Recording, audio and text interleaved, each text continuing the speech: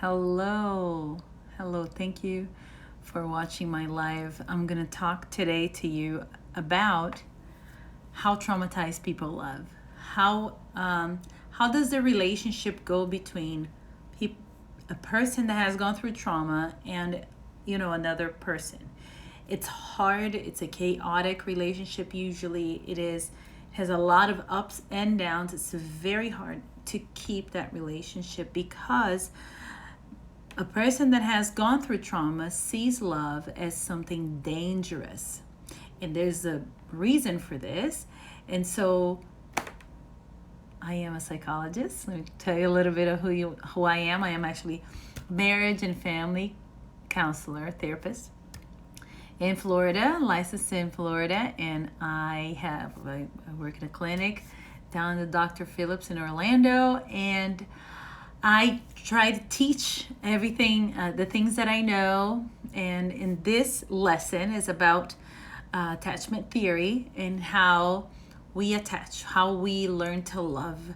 And we usually love in the way that we learned by our parents. So if you had dangerous parents, if you had parents that were problematic, that were had emotional issues, or alcoholics, drug addicts, they had emotion, they needed to be parented by you. You had to feed them, take care of them, they had emotional needs, they had a physical or even psychological needs. They are narcissists, they were they were just dangerous, unpredictable. Then you should watch this live so that you learn how to deal with love, how to love better, how to have healthier relationships. Thank you for staying in my live. By the end, I'm going to have tips and things that we can do to heal that relationship, to heal your relationship and help your partner understand you better, kind of promote some boundaries, some things that we need in every relationship. All right. So this is a part of a series of four. Now I'm going to make next week it's 5 videos on the attachment theory. And it talks about how to love better, right? That's the name of this series. So watch since the beginning so you understand healthy love. People that are the attachment called anxious, people that are clingy, people that are ambiguous. The other one is called independent, which is avoidant. It runs away from the emotion. And the last one, not the last one, but the more disorganized one is the disorganized attachment style, which is a difficult type of attachment because every time you get close to the person, they push you away. As soon as she feels or he feels that you have their heart, then they're going to push you away because that's what they learned, that love is dangerous, right? So watch the series, learn how to love better, and I'm going to keep it on every week, putting out lives on Thursdays. Stay with me today. Thank you, Daniel, for being with me. I know who you are. I remember you. So thank you for being here. I think I know who you are, actually. This is a tiny little Daniel, so I can't see that small. I think this is Pastor Daniel. I'm not sure. Alrighty. Let's start. Generally, a relationship with a person that has trauma in their life is a difficult one because love is seen as something dangerous because their parents were dangerous people. What do you mean, Alika, by dangerous people?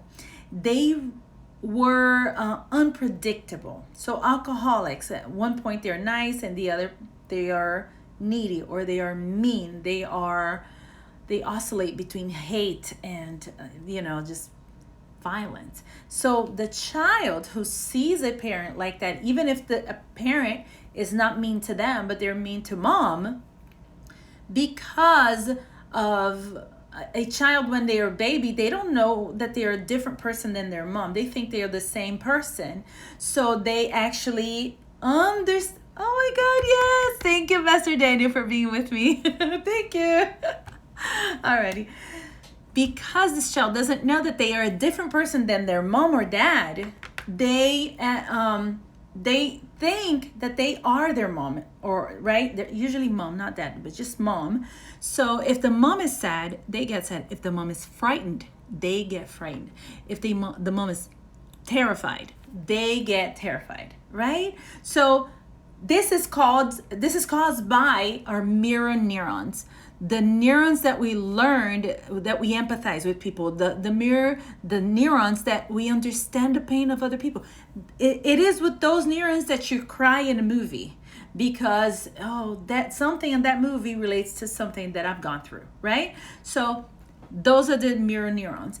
And because of that ability that we have, then they understand, a child understands that they are in trouble, right? They're in trouble, so therefore the world is dangerous. So in their household where they live, it's not a safe place. And so that's how they relate love with danger, because mom or dad are people that they cannot trust. They cannot have a constant, steady relationship. They know that they're always going to be loved and accepted and understood. No. With these children, they're brought up in a house where mom is not steady, is not safe, or dad. Okay? So what happens with a child that is brought up in a house like this? They dissociate. They separate their feelings from who they are. So they work with their logic a lot, their head, but they separate from their feelings. Why? Because if you're in an unsafe environment, you're always looking for trouble to see where is the threat so that you can survive that threat. It's very simple. So you don't learn to listen to your heart. You don't learn to just, hey, I'm sad. Oh, that hurt my feelings. Hey, that's too much for me. I don't want to go do that in front of everyone, or things like that. So you don't learn to listen to your inner voice, and because you're dissociated. Why? Because there's no boundaries. There's no respect of who you are, because everything is a danger. It's a war zone where you live, because there's abuse, sexual abuse maybe by parents or uncles or whatever. Fear, there's disorder, there's resentment, and also pain that is not going to be looked at. Your pain does not matter. The child understands that they're here to survive, and whatever they feel does not matter, because they never learn to look inside and say, hey, I'm so sad about this, I need a hug. They don't learn that, because a mom and a dad is never ready to do that, because they are themselves in a terrible situation, right? So this child sometimes looks like they are ADHD. Why? Because there's so much going on in their house that they're always tired. They get home, they don't pay attention to things, they're always looking for threat, and so they're agitated, and they have a hard time holding their impulses, or they're very impulsive. They say whatever, they don't filter anything, they don't consider the adults that are there. They just come out and say whatever they want to say, because in their household there's no limits, there are no boundaries. So if they don't learn to do, if you don't learn boundaries, you don't have boundaries. It's very, very simple, right? So because because this is in their brains, a survival mechanism, right?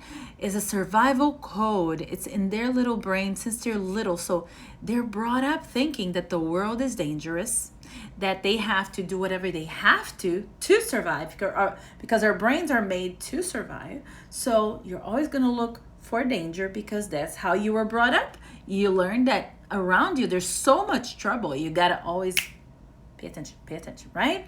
And so in this case, what happens whenever you are threatened, you go to the fight, flight, freeze reaction, right? So fight is when you obviously fight and defend yourself. You scream, you hit, you try to survive. Fight, flight, where you run away, you go away, right? A lot of your reactions emotionally are, I'm out of here, I'm not talking to you anymore, don't talk to me anymore. If that's one of your reactions, you probably have the disorganized attachment style, or because it's called the also trauma attachment style, if you would name it like that, okay? or the freeze reaction, which is the worst reaction, because I think, and is the one that a lot of people that have gone through trauma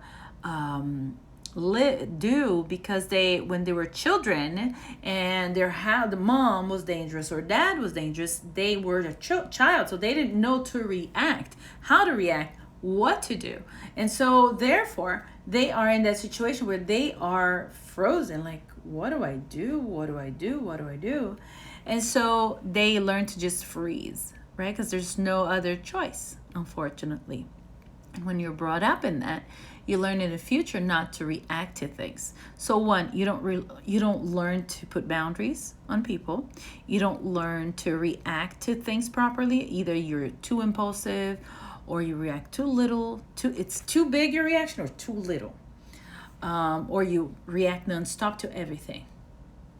Another thing that a child that has gone through trauma reacts is the fight, flight, freeze reaction all the time. And so everywhere that they go is dangerous, or every relationship is dangerous, because that's what they learn. Love is dangerous. Mom and dad were dangerous. You're going to be too, unfortunately. So this can be changed, okay, if you do have this in you. If you do have these reactions of a traumatized person, and a lot of these characteristics are sad, but also they can be changed. Our brain is adaptable. It can learn new things, so you can learn to adapt and react to things in a healthy manner. So don't think you're broken or anything like that, or blame yourself or blame your parents. This is what we got right now. Let's walk forward with what we have, right? So when this child grows up, he will experience life and relationships in the same way. Life is dangerous, love is dangerous, everything is very disorganized, and so there's a mixture of this feeling of not being close, and very, the avoidant attachment style, and the other one called the avoidant and the anxious one. So it's a mixture of them both. If you could get these two and mix it up, this is a disorganized. Right? So it's never exactly as I say. You can have some of these reactions, and you can just have most of them, but you can never have all of them, because they're very ambiguous, okay? And it's not that the parents were just angry. No, they were furious. They were scary, okay? They would hurt the child. I have a mom that was sick, and the child was being abused by brother. I had these are patients, so old, I don't have them anymore. I had another father that would burn the kid's arm with the cigarette bud, right? So these are the reactions, and these are the things that mess them, that hurt them, okay? And so it's a danger zone. It's a war zone to live in that house. And as adults, they choose emotionally dangerous people too, because that's what they know to survive. They're not going to choose a person that is healthy emotionally, because that doesn't make sense. They're very boring to them. They understand that love needs to be dangerous and full of jealousy and drama and all that terrible stuff, right? So this is what is common to them. So because it's common, that's what they do. That's what they go after. And so another thing that happens is that consciously or unconsciously, they choose these people with these behaviors because their brain always goes after what is normal. Because drama is normal to them, because danger is normal to them. It makes sense. Okay, so that is normal to them. This can change. Again, do therapy. Stay with me to the end though. Don't leave. All right. If you have a disorganized attachment style, you need professional help. Don't give up on yourself. The characteristics of people with disorganized attachment style or the traumatized attachment style have it's I already said about the ADHD. Also, they are children who have a hard time focusing on learning, and even sometimes the adults. So if they are overwhelmed, they're dysregulated emotionally. They cannot learn, they cannot calm down. If they're stressed, they don't know how to calm down. If they're crying, they cannot calm down. This is like an ongoing. I actually unfortunately had a relationship with a gentleman who had this attachment style. I had no idea, and I suffered so much with this person, and I couldn't help him. I tried my very best, but he didn't show that until very, later in the relationship. I think there were some red signs, but I didn't know to find them. I didn't have the experience on it, but it was just so traumatizing to me because everything was drama. Everything was, oh, you're doing this, you're cheating on me, you're looking at this other man, or look at how you smiled at this person. I was like, what are you talking about? And everything was very crazy to me. I hadn't had anybody for like years. And then all of a sudden because I had him, now I'm gonna cheat on him. It's like, no, dude. So it just didn't, things don't need to add up, because to them, everything is a threat. The way, maybe a way you look at them. If you look at them in a particular way, if they connect it to when they were little, or the way they perceive the world as dangerous, they're gonna go, they don't like me. They are disapproving of me. They don't care about me, and all that stuff. So there's always that back voice of like danger, danger, danger, danger, danger, right? So the world seems very, very scary. In relationships, a lot more even. Okay, so they have lack of boundaries, and for you to know what a lack of boundaries is when you don't know what's wrong when something bad happens. For example, somebody yells and calls you a very ugly name, and you don't know to say, I don't know if that's wrong or if that's right, if that's okay. They don't know that's what not knowing boundaries is when you don't know when something that went wrong and somebody was unfair with you, mean to you, you don't know if that's okay. Because these parents, they would hurt physically, scream, belittle, ignore. And so these children, they do not know the difference between of what's healthy and what's not healthy, what's normal. And even for sex, they are very ambiguous in sex, because they can be either like the sexaholic, or also called the person that has sex without wanting. It's called sexual complacency. No, that's not the way. Well, it is that. So close to that word, because the complacency, sexual complacency. Dang it. Why does it sound wrong? Well, doesn't matter. That's what the meaning. They have sex without wanting to have sex. And they will always have sex, and they don't know to say no. Oh, no, I'm not good. I'm having my period, or I don't feel good. I'm in pain. They will always say yes to sex, because they think if they have sex, then the person will stay. If they have sex, then the person won't cheat on them. If they have sex, then, so, or it's the complete opposite. They're very scared of sex. They don't do it. They just don't want anything to do with sex. And so usually it's one or the other. And the reason for doing this, because they want to give pleasure to the other partner. And so because of that fear of being rejected, that they were rejected years ago, and also lack of boundaries. If you don't know to say no to sex, that's a problem. You're supposed to be able to say no to sex, right? And if you don't, you might have, your toe in this little lake right here, unfortunately. Their nervous system is always activated, and they can understand nonverbal physical reactions as threat, and because they were brought up in threat. And so what happens is that as an adult, they feel that the reactions of their partners are very dangerous, and they read into it. For example, if I'm talking to you and you look at my face and you think, oh, well, look, it looks like she hates me.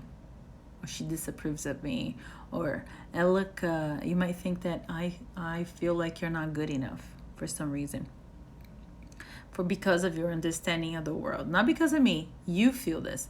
And so if you feel this in any conversation that we have, that you feel a little less than, that's going to add to your belief, and then it's just going to push us away, which is nothing of what I think or feel or understand as reality of you or the way I see you. So therefore, it's dangerous.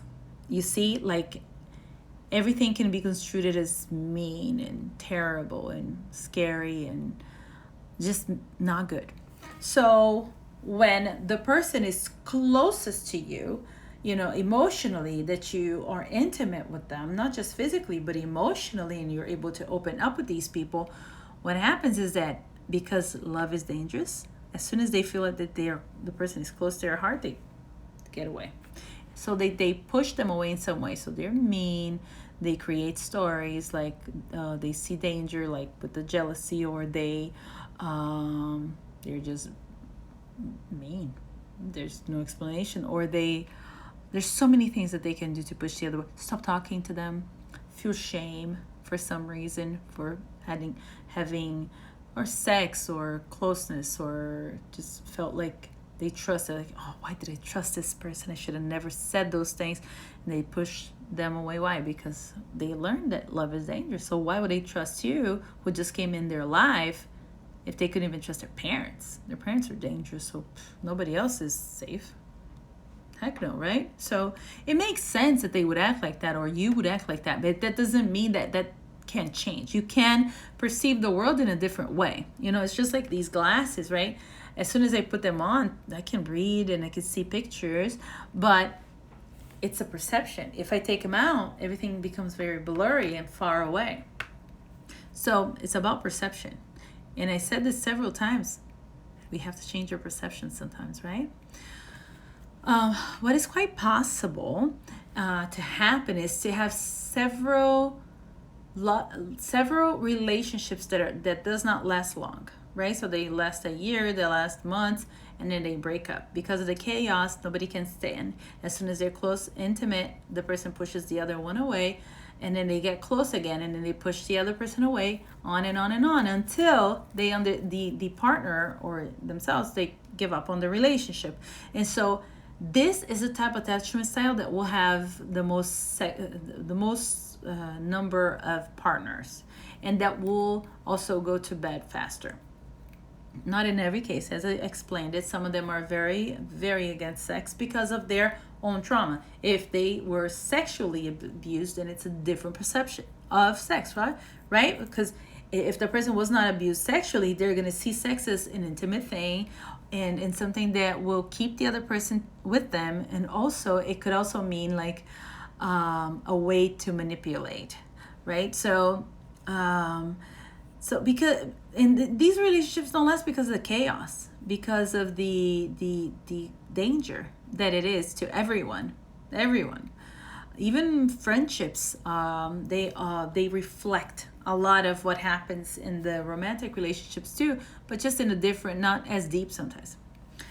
A good example is a young woman, let's say a teenager, and in their teens, in our teens, we want to stay all night talking to our buddies and in a party, and you know how we are. And so a lot of teens go through this, where they stay all night talking and laughing and exchanging things and learning and all this stuff.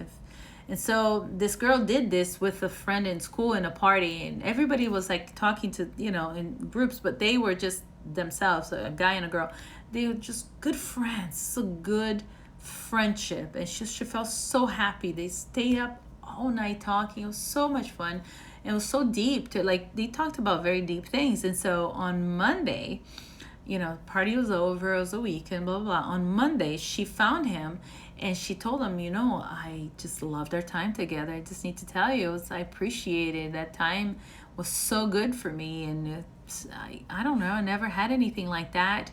I just was so appreciative of our time. The guy turns to her and says, that nothing happened. There's nothing happened. That was not a big deal.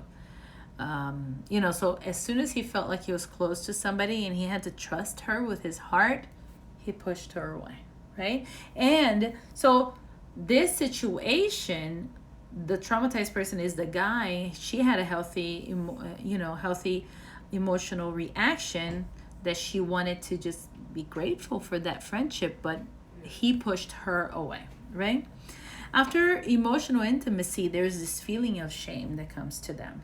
And so every time if you're intimate with anybody and tell them your secrets and you feel shame afterwards, then probably you have some trauma. And this disorganized person goes to shame because they trusted somebody where they think they should have never trusted. And then they do the push away at that moment. So to protect their hearts, right? So I'm going to give you what you can do if you have this kind of disorganized attachment style. All right? If you have gone through trauma, the first advice that I'll give you is look for help. Even if it's group therapy, it's already therapy, right? So seek psychological help. But if you can't, start with also doing, and if you can, do that and do this, write your childhood narrative. Okay, so for these people, they don't have a clear narrative of their past, of their life, of what happened in their childhood. They can even talk with their siblings and people that they trust that could help them understand and remember what went on in their lives when they were little, so that they create a narrative. Oh, this happened and this, because they also dissociate. Because children, when they suffer too much, they dissociate their feelings from their head. So they don't remember a lot of the things and they don't feel things sometimes. So you ask them, what are you feeling? They don't know what they're feeling. They're very confused. Confusion is a lot of it makes sense because you were brought up in confusion and chaos, right? They use a lot of anger too. So in this case, write a childhood narrative, right? It's ideal to understand what happened in your story and make sense of it. Okay? Making the stories make sense. This can be done by talking with a therapist or writing it down, but the ideal is to find what is missing. What is missing in your narrative that you need to understand and make sense of and treat. Sometimes you start writing your narrative and then you find a trauma, and that's where you could talk to people and find, like, oh my gosh, there is trauma and I need to treat this. So it's very important that you do this. Now, the third thing that you can do is focus on safety, right? So because if you've gone through this, you know that safety is a problem. You never felt safe. Safety is hard to feel because usually you are not trusting people, right? So with this attachment style, it is necessary for us to create environments where you feel safe in a lot of moments. So make a list of things that you can do to provide safety to you. For example, talk with a friend that you trust that will not open up your stories to anybody, or a therapist, again, or people that that will, that you can trust. You need to have people that you can trust. If you don't have people that you can trust, you need to find good friendships. Okay? So if your friendships are terrible, get away from them. They are toxic. That's your quote unquote normal. That's what you see as normal, but that's not healthy. So you got to get away and find healthy friends. Okay? You can take a hot bath. You can drink a cup of tea and sip it slowly, meditate. You can pray, you can sing, you can sleep and cuddle in a weighted blanket. Sometimes I tell my autistic patients too that they need weighted blankets where they calm them down, or you can just put those blankets that have fur. They're very soft to your skin, so it calms us down. If you have in your house, it's very cluttered. There's a lot of things. You have to clean them up.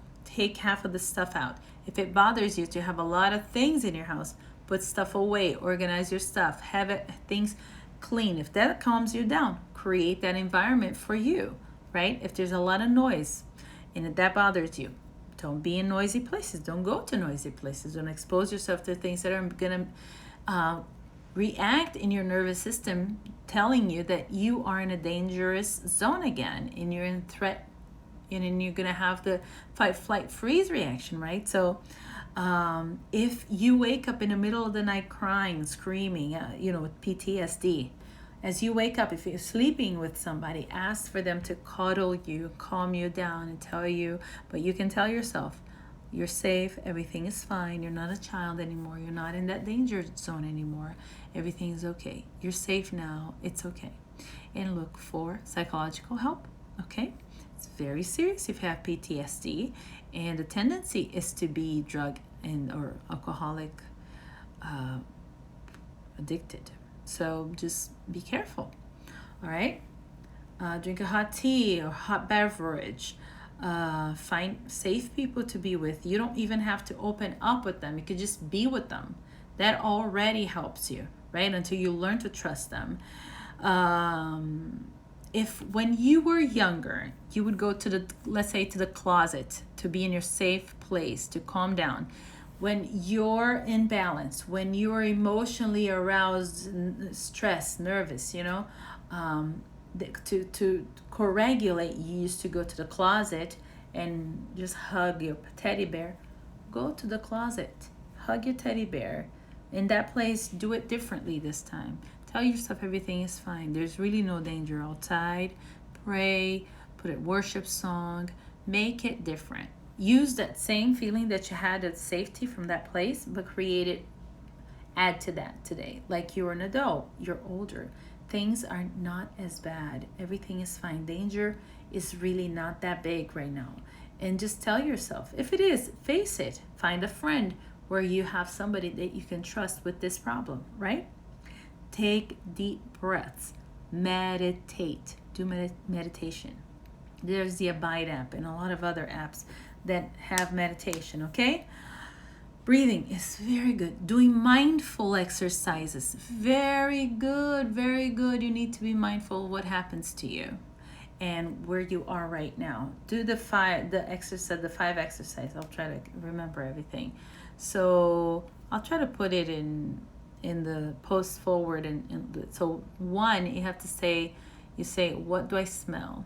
So with your senses, right? So I smell my perfume, right? What do I feel? My heart. I feel sad, I feel worried, I feel confused. What can I touch, right? What I feel in my skin, I feel my clothes, I feel my seat, my butt, right? What can I touch? I can touch this, I can touch this. That's 4 things. And then what do I see? I have to see 5 things. I see the light, I see the phone, the computer, I see my pens, right? 5 things. So 5, 4, 3, 2, 1, or 1, 2, 3, 4, 5 rather. Okay. And then because this exercise was going to make you stay in the moment, focus on the moment, so that you're breathe in, breathe out. It's okay, everything's fine. I'm here for you. I love you. I care for you. You can also do some exercises called tapping, EFT tapping. Look it on YouTube. Look for it on YouTube. It's very nice. You hit on certain points in you start here, then you go here, here, here. You go like this, then here, then here, then you go back here in the head. But you're actually reprogramming your brain to shift off or turn off that threat response. And that's what we need to learn, whichever way you need to, okay?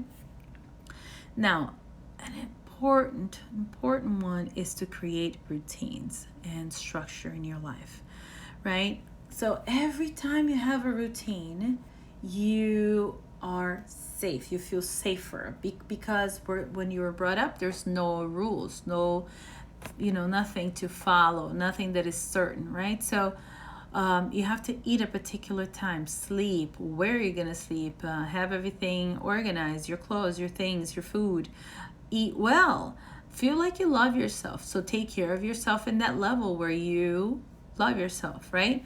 To people that want to recover from illnesses, they have also, mental health or physical illnesses. They need routines too. So it's a good habit to have. Always have a time to do things, a time to stop doing things. Because usually when you're brought up in this environment, you don't have a whole bunch of limits, boundaries. So therefore, you don't know how to put it in yourself too. So you do too much, you eat too much, or sleep too much, or use too much drugs, whatever. Some things are too much. You want to be too much with a person, or everything's too much, right? I met a girl, she would laugh too much. It's just really weird. She would just laugh extra. And we told her, like, why, so there's a lot of extras there, right? In these moments where you are doing the routines, understand that you're doing this because you love yourself, that you care about yourself. And this is a procedure, a pattern that you need to follow. So you have habits that are healthy. And from habits, values are created. And from values, your identity is created. And you want to have a good identity. As soon as you have a good identity, you have good self-esteem. Okay? This brings safety to children also. Whenever you have these routines, if you have child, have routines for them. The time to eat, the time to sleep, the time to talk, the time to relax, the time to go out. Okay? And whenever you say you're going to do something, do it. Right? That also helps a child to feel safe with you. Right? Okay. Another one is having pets, especially dogs in my case. If you have a cat and your cat is good to you, then cats. But some cats or dogs are not cuddly. They don't want to be with you or in your lap or give you love. Those are not ideal for us. We need cuddling pets that need love. They want to be touched, because that way you're gonna feel loved. Because if you have a hard time connecting with humans, start with dogs and use them as your best friend and talk to them and open up with them. I hear stories of people that used to open up with their dogs or cats and stuff, and it helped them understand what they were feeling, right? So do that. Number, I want to say 6 or 7, discover your needs and share them. Now, this is hard for people that have gone through trauma and don't have a lot of boundaries. They don't know their own needs. So let's say you have an issue in your friendship and something happened, an interaction happened that you didn't like, and you went to shame surfaced, and then you go, okay, I don't want to talk to this person for a while. I don't want to see them anymore, right? And so therefore, I want you to, instead of just getting away and disappearing, I want you to tell the person that you're going to get away for a couple of days, that you need to process some stuff, that this is a moment where you're learning to deal with some emotions, and if possible, tell them of what happened. But the idea is to just not let the person hanging. If they're a romantic partner, you want to let them know that you're going to come back and you're not just disappearing on them, right? Ghosting them. It's important to provide safety to the people that are with you, and also ask for safety, right? Know what's happening and where did it hurt and why did you feel shame and why did you get away, right? If the person cannot tolerate like a couple of days without talking to you, do a bargain, like, oh, can we just text for 2 days? So that I come back from that place well, because it's dangerous for me right now and I want to trust you. So kind of like bargain, so that you can learn to deal with your trauma. Now, lastly, treat your trauma. There's no way out of this. If you have trauma, you need to look at it, you need to heal it. You cannot cover a cancer with a Band-Aid. You need to treat it, you need to look at it, you need to open it up and take all that gooey, nasty stuff in it, right? So no matter how long it takes, you will need to look at your trauma and heal it, all right? So neglect, abuse, rejection, hurt and it needs healing. All right. Thank you for staying with me. I really appreciate it. I'm gonna give the last live on a safe people on next Thursday. Stay with me. This is gonna be a series of the attachment styles so that you learn how to love, receive love, and give love better. I've promised before to create the mirror on the wall challenge. I had some issues, some challenges in my life that I couldn't foresee this, but I'm gonna restart that project once again so that I can do it with you. And so thank you for staying with me. Please, if you see quality in what I'm teaching you, please share it with people. And if you need therapy, look for a therapist. If you're in Orlando, you can look for me too. And thank you for staying. I really appreciate your time. If you are a Portuguese speaker, you can look for my lives in Portuguese, my Instagram there. I have also a Facebook. I have an official site. So contact me if you need help. All right. So thank you. Before I go, I just want to leave you with a Bible verse that says that in love there's no fear. So if there's fear, that's not love. You know, that Bible verse is very strong to me. And to me, I understand that the opposite of love is not hate. I think the opposite of love is fear. And so I believe that where there is fear, there is no love. Pure love exists without fear. So let's provide that to the loved ones that we have and to ourselves. Let's provide love without fear. And in this attachment style, everything sounds like fear, right? So let's get out of that fearful place and learn to receive people's love. Sometimes it's hard for you to receive people's love. Learn to do that. Oh, this person's giving me their time. They're not just saying that. They actually care about me. They want to be with me, right? So thank you for staying with me.